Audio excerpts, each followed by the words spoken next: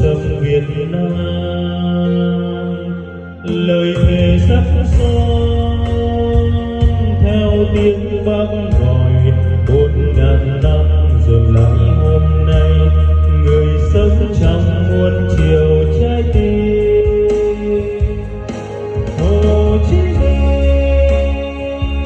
Bác Hồ Chí Minh đẹp nhất tên người, rạng rỡ núi sông vì độc lập tự do, đường lên phía trước rực màu cờ sao. Hồ Chí Minh, Bác Hồ Chí Minh kính yêu, người là niềm tin tất thắng sáng ngời.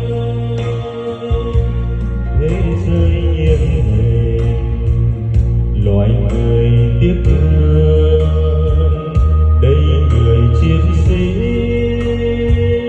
đấu tranh cho tự do. Người là ước mơ của các dân tộc, tiếng người vang vọng đến mai sau, nguyện ước theo con đường Bác đi. Hồ Chí Minh,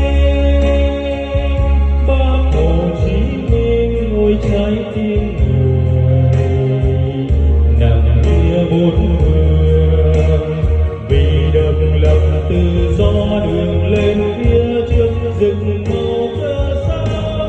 Hồ Chí Minh, Bác Hồ Chí Minh kính yêu, người là niềm tin tất thắng sáng ngời.